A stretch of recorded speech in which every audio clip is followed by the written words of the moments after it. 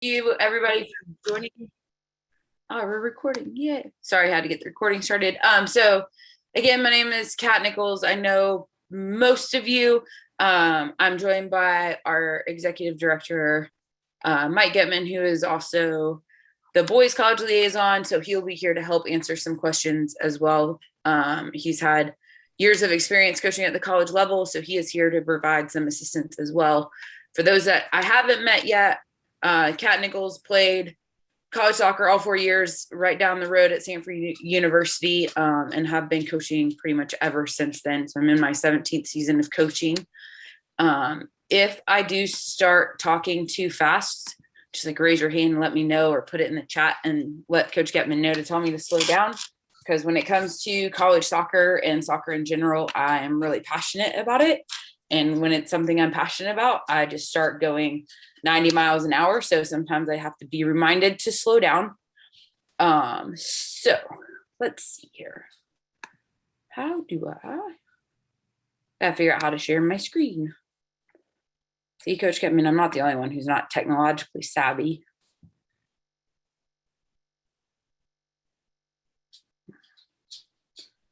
Stop mute. There we go. All right. Sorry, I had to find a few buttons. Technical difficulties. All right. So just to kick off the meeting, to show everybody kind of what we've got going on. Again, Kat Nichols, the girls' college liaison for HVS. Obviously, Coach Getman here to help. He's the executive director and my counterpart on the boys' side when it comes to helping kids find the college soccer way. Our roles are to help you through the college process, be a support, kind of help you bounce ideas off of us, help kind of guide you through the path. We're also here to be that direct line of communication to college coaches themselves, especially for our younger kids who can't have contact where you can contact, but the coaches can't call you or contact you back. We'll get into that, but we're kind of that go between the college coaches and our players to help them kind of provide some insight and in behind in some of our players. And then as well, being at as many games and showcases as possible. With games, it is a little tricky since I do coach, but good news is I'm always on the fields with you guys at the same time. So it kind of works out. The most common recruiting questions that we get: how do I make college coaches aware of me? And kind of how do I market myself? So the best way to make college coaches aware of you is to do your best to become the best soccer player you can. If that's spending that extra time off the ball or off the field, out of practice, training on your own, getting touches. If your coach said, hey, you need to work on these few things on an off day when we're not on the field, are you out there training on your own to try to make yourself be the best prepared that you can be come game day, come ID camp day, so that you're ready to go and put your best foot forward. And for the recruiting process, when does it begin? For all of our players, 9th grade and up, it begins now for our 9th graders. Sophomores, juniors, seniors, you should be well into the process by now. So the 9th graders don't freak out. You're like, oh my gosh, what, I'm getting recruited? It's not that big of a deal yet. We're just kind of laying the foundation for you guys. The difference between Division I, Division II, there's also Division III, there's also NAIA, there's also junior college, which we'll get into as we talk about scholarship stuff, because I think all of that is important and they all kind of tie in together. And then the how to scholarships and how many are available, that is a lot of information that as we get going, I will dive deeper into, because I have a lot of numbers for you guys when it comes to that part. So kind of the basics: how and when do you talk to a college coach? So for our sophomores who are going to be rising juniors this summer, on June 15th, going into your junior year, so this coming June, for all of our sophomores, you can start getting on the phone with college coaches. They can call you, they can talk to you, they can respond to emails that are more than the generic come to our ID camp kind of emails. For Division II, the same. For Division III, NAIA and JUCO, they kind of all, those groups have their own set, and there's not really a restriction on when D3 coaches, when NAIA coaches, and when JUCO coaches can talk to you. The main stipulation is going to be for your D1 and your D2 coaches, and that's that June 15th. So for those that are juniors and you didn't get a phone call on June 15th, that doesn't mean start freaking out. Nobody called you. There's a lot of stuff that goes in behind and in the details of what's going on in the recruiting process. As we get into, you'll see the tryout little category. Division I, there are no tryouts. So when you get onto campus on a visit or official visit, it's not like you're going to be able to jump in and train with the team. For Division IIs, you can do it once on campus, but it has to be your senior year. D3s, you can't do it all. And NAIAs, you can go in and try out for those schools. Same with JUCOs. So when it comes to your official visits, an official visit is where the coaches pay for everything. The school pays for everything. So let's say you want to go to University of South Carolina. Well, Coach Shelley from University of South Carolina will pay in front of the bill. They'll fly you in, they'll put you up, they'll pay for your meals. It's kind of the red carpet treatment because they're you are one of their top recruits. But you only get 5 of those total. So it's not like you get 5 a year, you get 5 total. So I would use those wisely. If it's a school that you're like heart set, dead set and getting into going to play there, I would use it for that. If you're one of those that maybe, it might be okay, I would go on an unofficial visit. So let's say maybe it's South Alabama. You want to go unofficially, but you're not sold on going down there. You have a free weekend. You're going to be in the Mobile area anyways. That's when you drop in, reach out to the coach, let them know you're going to be on campus, kind of tour the campus and see what is going on there with the college coaches and the program there. So that's the official, unofficial, June 15th information. So our timeline into getting all of this done. 9th grade, our freshmen, and even some of our 8th graders, because I know our younger team, it's kind of mixed with 9th and 8th grade, is to start learning about the process. What does it take? What do I need to be looking into? I would even say in your 9th grade year, start trying to figure out like the areas you want to be in, where you kind of want to go, and start kind of making a list. Your list can be up to 200, 300 schools long because there are a lot of college soccer programs. If that intimidates you, just pick a few. Your 10th grade year, so all of our sophomores, you should have a highlight video completed. It should be done by now, and we can constantly add to that, or we can make new ones throughout the year. And you should have already started communicating with coaches, either going to ID camps and letting them know you're going to be there, or going into the communication of, hey, we're playing this weekend. My team's coming to Atlanta. Here's where we play. This is my jersey number. This is what color we're wearing, giving them all the information so that they can start to get to know you on a little bit personal level. And then that junior year is when that communication really starts. And like it says, communication is a 2-way street. So coaches get busy, especially during season. So being on task with emailing them, and it's not a every week email because then you'll just be annoying to those coaches. It's every couple of weeks, just update them on how games are going, how you're doing. If you're going to be in the area, I would definitely suggest emailing. So any of the times we go up to the Carolinas or we're in the Georgia area, if there's schools in those areas, definitely make sure you're reaching out to them. And then by your senior year, it's time to start narrowing that list down. You should have probably your top 5 in mind, that communication with the coach. If the coaches aren't, for whatever reason, they've gone silent on you, make sure you let myself and Coach Getman know, because those are coaches we can follow up with. It could be they just got busy, or it could be something else, and we want to get to the bottom of that for you guys to kind of figure out what's going on to help guide you however we can that way.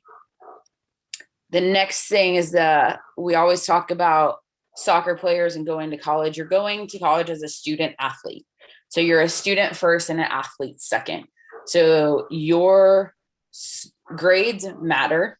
Your test scores kind of matter. Like if you have a really, really good GPA, you have a 4.7 GPA, but your ACT score is only in the 20s, well, that's going to balance each other out. But if you have a 2.3 GPA and you only make a 20 on the ACT, that's going to take some work. So with that, as being a good student, being on top of your grades, does it mean you have to take every AP advanced honors class that your school offers? It absolutely does not.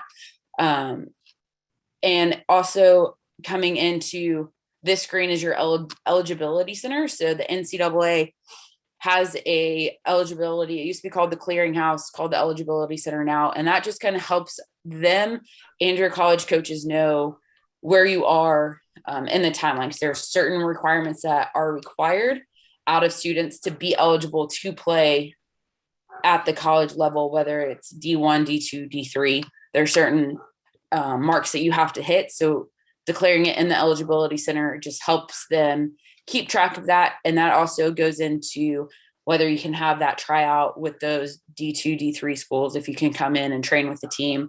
If that's not done, you don't get to do those either. So it's very important to, especially for our juniors and seniors, to make sure that part is done. Official visits, we kind of touched on that. Limited to 5 for our official visits, only for those senior age. You have to have your ACTs and stuff done. High school transcripts are sent in. And remember, you only have 5 official visits where the college pays for it. So make sure if you're struggling, like which ones do I go to? I have 10 schools that want to bring me in on an official visit. Let me know, because that's awesome if you have 10 schools barking at your door and begging you down for an official visit. So let us know and we can kind of way through what that's going to look like for you guys. So here's the big one. So scholarships. So I'm going to break it down. I have every level from D1 to JUCO. So Division I women's college soccer. There's 333 Division I women's teams currently present in the NCAA. Their average roster size is 28. Some have up to 34. But they only have 14 scholarships. That's 14 full rides for, let's say, 28 players. So with that, it's not a ton of money, and it's not guaranteed everybody's going to get a full ride, because college coach isn't going to just put 14 people on the roster and everybody else be done. So that's where academics come in, because they can be balanced out with what you get for maybe academic money and what you get athletically. Those can be combined. As you go into Division II, there's 265 Division II schools. Their average roster size is 27, but they only have 9.9 full ride scholarships that they have to divide out. Again, they can give you academic money and they can bundle them as well. So again, academics super important. Division III schools, there's 441 Division III schools. Most carry a roster size around 25, but you do not get soccer or athletic scholarships for Division III schools. It's going to be all academic. There's different merit scholarships you can get that you can apply for. So that's going to be your D3. For NAIA, there's 188 NAIA schools, average roster size around 25, but with 12 full ride scholarships. So amongst those kids. Last but not least is JUCO. And this is, I think it's an underutilized option for players, because everybody wants to go to Alabama, go to Auburn and play in the SEC. And some kids may get that and some kids may not, because there's a lot of players that want to get to that level. There's some kids who just academically, maybe they struggle a little bit more than others. So JUCO is always a great option. There's 181 JUCO schools. Their average roster size is 19 and they have 18 full rides. So the benefit of going to the JUCO route, not saying we have to, not saying we're pushing each other there, but if you want to extend your playing career and play into the college ranks and you're just not strong academically, maybe the JUCO is the route for you. You go for 2 years, you build up your GPA, you get yourself into the college game playing against some really talented college level players. And then after your 2 years are up, you can transfer. I talked with a former JUCO coach, who's now Division I coach, last week, and he had in his JUCO team 4 of his graduating players went on to play SEC Division I soccer from the JUCO ranks. So just because you go JUCO, don't let people deter you, because really what we're trying to do is extend your playing career because you love the game and you want to continue to play soccer. So you have all the way from D1, D2, D3, NAIA, and JUCO. So there's a school out there for everybody in that regards. Going on to the highlight videos, especially for our sophomores, juniors, seniors. This is a big deal for you guys right now, especially juniors and seniors if you don't have them. I'm going to show you a quick little preview of one that we have had done, so y'all can kind of see what we're working on, giving information, highlight who you are, quick little snippet of it.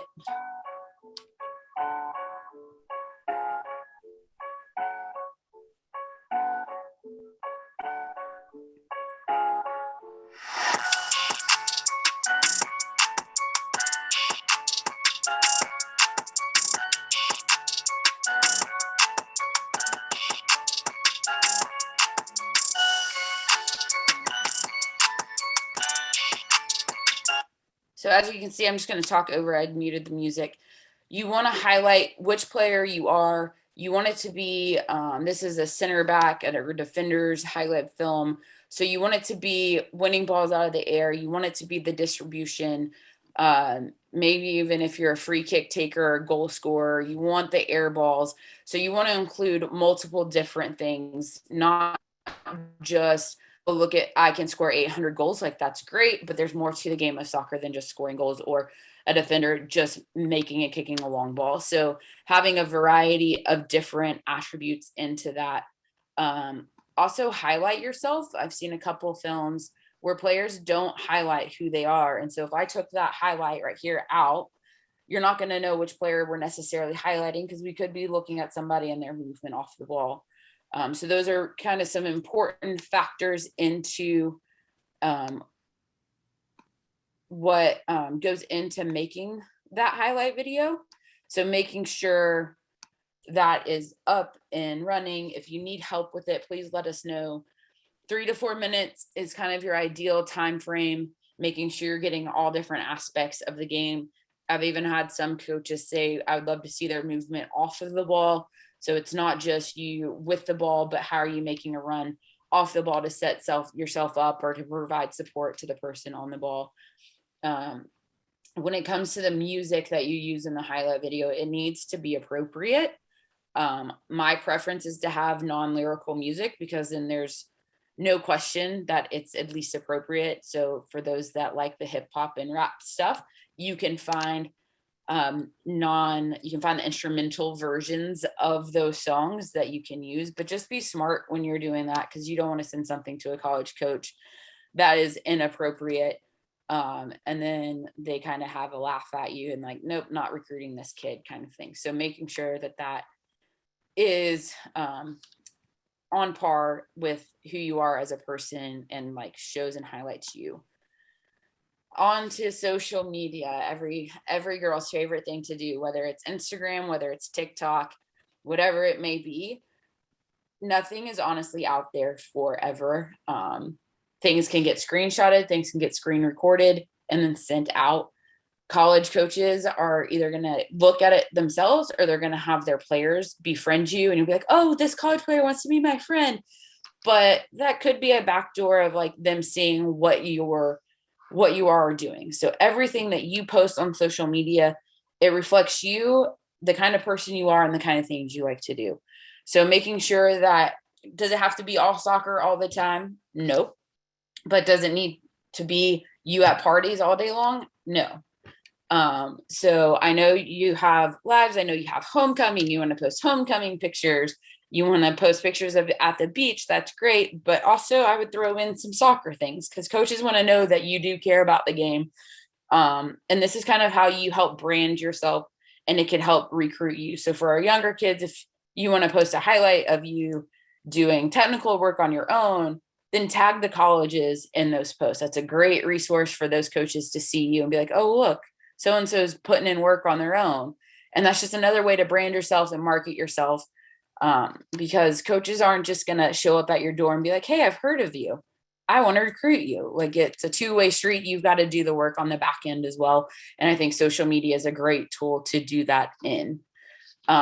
Be careful if you're on Twitter, be careful what you retweet, what you share. your comments that you make what you like, because those things matter as well. So just be wary about that. It all goes back to like who you are as a person and your personal branding and the kind of person you want to be. Along with that, the last weekend in Atlanta, a college coach came out to one of the games, and after 5 minutes, he packed up his chair and left and said, I will no longer recruit that player. And thankfully it wasn't one of ours, but it's because of the way she talked back to parents on the sideline. So even down to the things you do on the bench, maybe you're not in the game, but the coach knows who you are, and they're watching to see how you react on the bench, or how you're reacting into certain scenarios, which is all very important to coaches, because not only are they recruiting you to help them build their program, but they're recruiting your character, and they're recruiting you as a student athlete as well. So being a student matters. So making sure all those things are on par, because at the end of the day, you're kind of their job. And if you are missing on those things, that could set themselves up to end up losing their job in the long run if they're not recruiting kids that they think they're recruiting. So making sure that's all on par. So before we get to the homework page, another thing we have, it's another recruiting tool that we have for you guys. It will be coming out in the next week or so, is going to be the NCSA. I know you've probably been getting bombarded with this recruiting website will help you. But for our girl side, for our teams, 07, 06, 05, and 04s, we have this fun little tool, the NCSA. You'll be getting access to that there. You can build your profiles. But to me, one of the best tools about it is this college search, because we're getting to the point, well, how do I make my college list? How do I know what schools I want to pick? And if it loads, there are some great questions, but you can come into this and do a defined search. So if you want to be a D1 athlete and you want to go to a public school, maybe you want to stay in the South, but you don't want to go to school in Arkansas, but you want to go to school in Alabama, Florida, Georgia, Kentucky, maybe not Louisiana, maybe not Mississippi, the Carolinas, always Texas, because I'm a Texas girl. So we always choose Texas, and Tennessee. So from there, that's going to populate schools, or for those that know what their major is, whether there's all these different lists of majors. You can go from law to history, psychology. So let's say we want to go into psychology, maybe clinical, maybe not clinical, maybe all psychology because you're just really interested in it. And then you can click search. And that's going to populate any school, D1, in those states that has that intended major. Sometimes the D2 sneak in there. But now you kind of have your list started.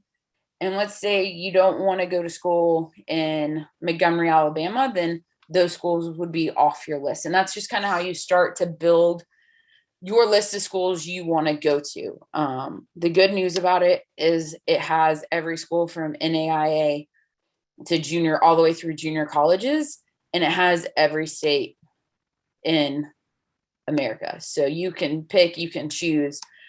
I would say the broader and the more willing you are to go further, the more schools open up. Obviously, in the South, you only have so many schools, D1, D2, D3.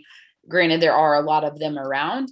But if you have certain things you're interested in, they may not offer them at these certain schools. So the more willing you are to go a little bit further out, the better. And other things that are going to come into it is maybe you don't like the cold weather. So going to a Vermont, a Rhode Island, a Connecticut, that might not be for you. Like if you don't like cold weather, or maybe you hate the heat, so you want to go up north. Like those are things you kind of have to think about. If you don't care about how far away from home you're going, those are other things to consider when making your college list. And that, I think, concludes my kind of spiel on the college list. So I guess we'll open it up for questions. I'll stop sharing my screen unless we need it back. So if you have any questions, there's that chat box in the bottom. Go ahead and throw your questions in there. And as y'all are typing in your questions, unless there's some already there I don't know about. Coach Getman will read them off as they're coming in. If there's something I didn't answer that you have questions about, please let us know so we can help you guys out. So while y'all are hopefully typing in questions, some things I didn't necessarily cover that I want to go touch back on is just kind of the differences between your D1, D2, D3, and AIAs. So your D1 schools, really the biggest difference between D1 and the rest of them is the size of their athletic budget and how much money they have athletically. They're going to have all the bright, shiny, big things that every kid kind of dreams of, but those are also going to be the schools where the best of the best go, which is totally fine. If you want to fight in that, they're going to have super large class sizes. You're probably going to be one of probably 200 to 300 kids in a class. So that's kind of your D1. Your D2, it's going to be strong athletic with a balance of your academic as well.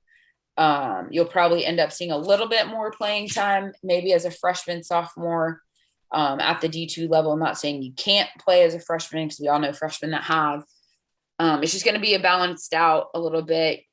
And what people will think is like, oh, if you're D2, you're not as good, which is so far not the case, because I know some D2 coaches who intentionally schedule D1 competition, and they either hold their own, maybe lose 1-0. Sometimes they win, sometimes they tie. So they can be just as good.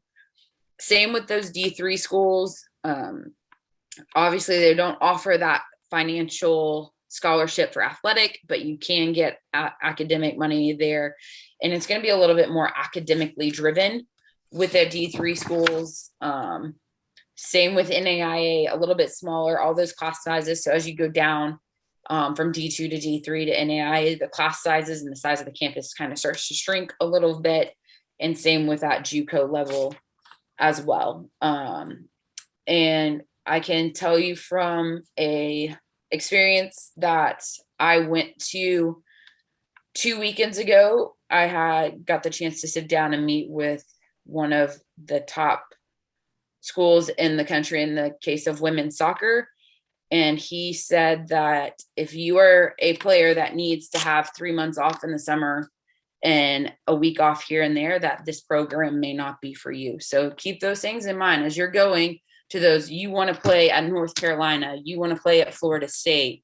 If those are your dream schools, which I hope they are, just know that those are the things you're signing up for, because those programs are trying to get kids to go play pro, so they don't really take time off. Where if you want to go to the beach and there's nothing wrong with it, you can do all of that. You just have to learn how to manage it. Maybe kind of adjusting where you are. And if you need help, like, hey, this is kind of what I want to do, that's where Coach Gatman and myself come in, and we're able to help kind of provide and guide for you. So Kat, as a segue right off of that, the first question in our list is, how do we know the nature of the program and if it would be a good fit for us? Watch them play. So the nature of the program, do your research in the school. So if you know, let's say I'll use Florida State because that's where I just was. If you know you want to play at Florida State, they're the number one team in the country right now. Do your research. Look at their roster and the kind of players they're recruiting, the kind of like where they're coming from, the national team quality they may have. Is that kind of an area you want to be in? And then watch them play, because some teams like Florida State is super possession-based team. TCU, super possession-based team. University of Arkansas, they're a little bit more direct. So the more you watch them play, you're going to know your style as a player. Are you one that wants to kind of go back and forth, or are you one that wants to get the ball, kind of move it, keep possession of the ball? So the more you can watch a team play, the more you'll see like, oh yeah, I really like that style and I think I fit. And then it kind of becomes an internal evaluation of what kind of style suits me. Where do I think I best fit? And if you can get to a game live, I always think that's super beneficial, because you may love what they look like on TV, but then you go to the game and maybe the coach never says a word, or maybe all he does is bark orders all the time and tell you exactly what to do every time. And that's not the style of soccer for you or the style of coach for you.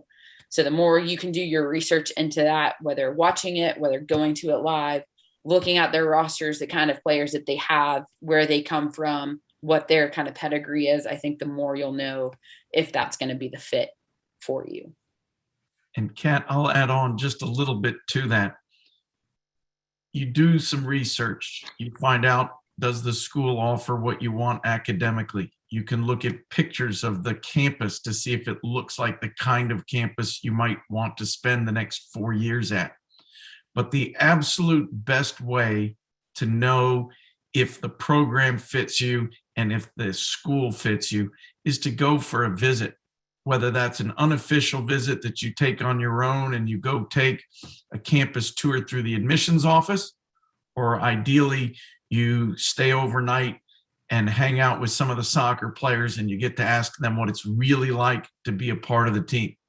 When I was at UAB, our whole recruiting process was we would bring players on campus, we'd put them with our current players, and we'd tell them, ask absolutely anything you want to know, because the kids will tell you the real truth and they'll tell you what it's really like to be a student.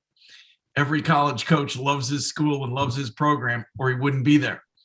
But the kids can tell you what's the best parts and what's the not so best parts, and that'll help you figure out if it's a good fit for you as well.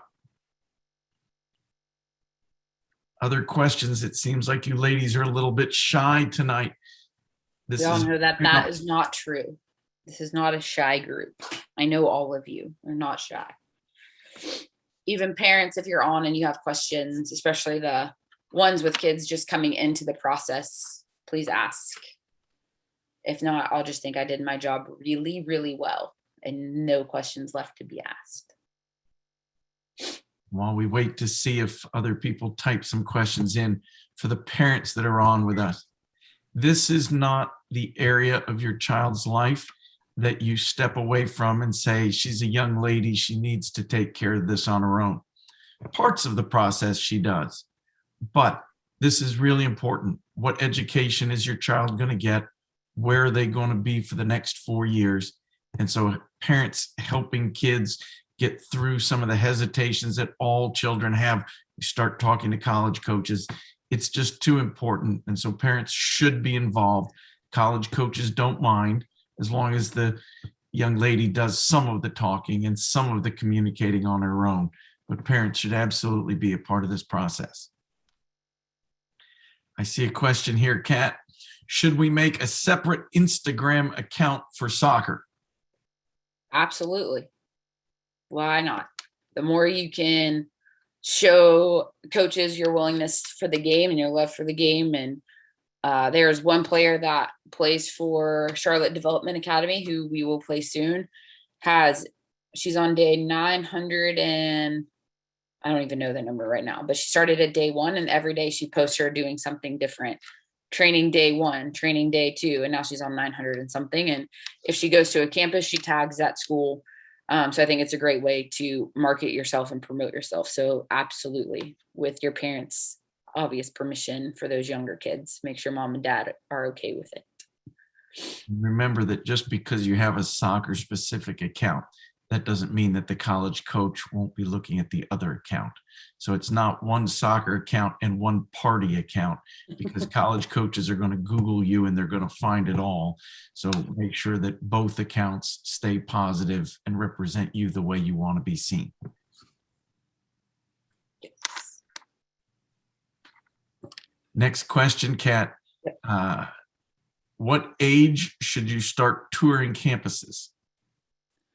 I would say freshman year, for if you kind of know, like you want to go to, you have these schools in mind already, I would go ahead and start going to schools. So especially if they're local, like a Sanford, a UAB, even in Alabama and Auburn, or if those schools are on your list, UAH, wherever, I go ahead and start at least going to the school and kind of seeing it. I would go when there are students there if you can, because that gives you more of a picture of what the campus is actually like. Because if you go over Christmas break and all the kids are gone, you're like, oh, this is kind of dreadful.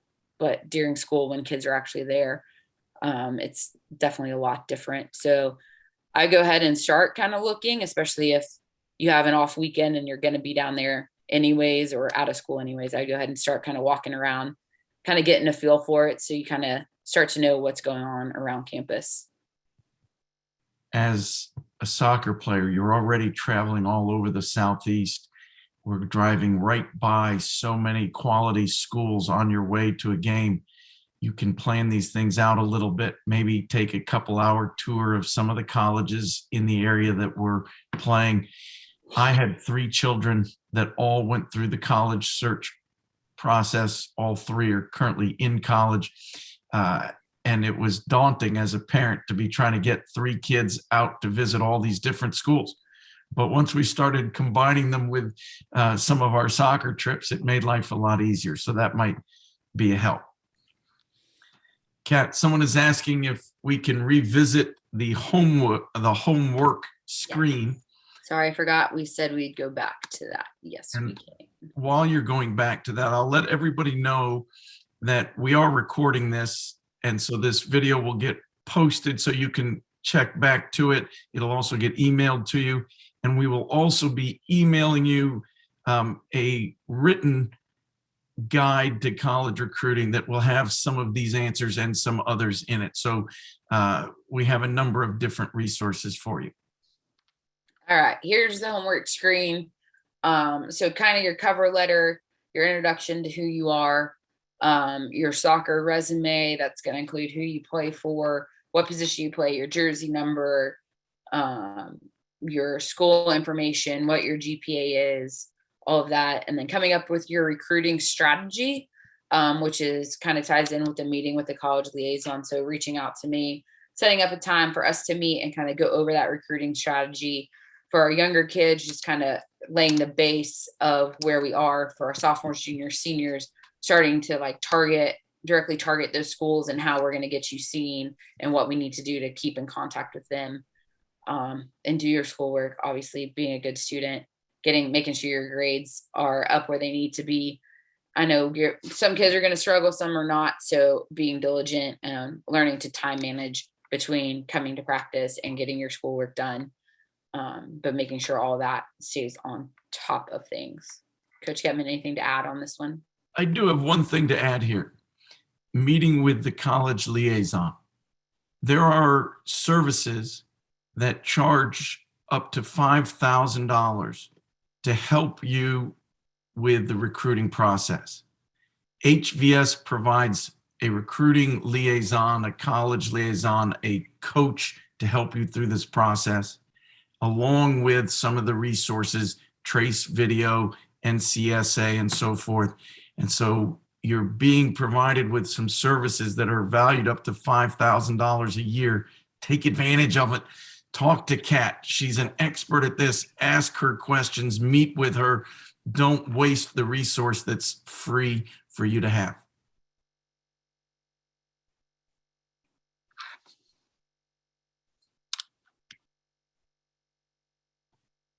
Yep, agreed. Anything else? I think we're through all the questions that are in the chat right now. Oh, I saw one just pop up. What should you use to make a highlight video? You can create your moments in Trace. If y'all need help with that, I've started to kind of tinker around with it, but I'm sure there's frequently asked questions on the Trace site where you can go figure out how to make it. I personally like to use iMovie when I make highlight videos. It's just easier for me because I have a MacBook and I compute well with Macs. But there's different like highlight video makers that you can download that are apps. There's also services that you can use or people that are willing to do them for a little bit of a fee to help you out. But my preference is iMovie, but that's just what I know the best of because that's what I use personally. Coach Getman, any thoughts on that one? I think you're spot on. The key is just to make the video. It doesn't have to be the greatest thing in the history of the world. Just a clear depiction of who you are as a player. That's what we need. And so whether you use iMovie or something else that you're comfortable with, just make it.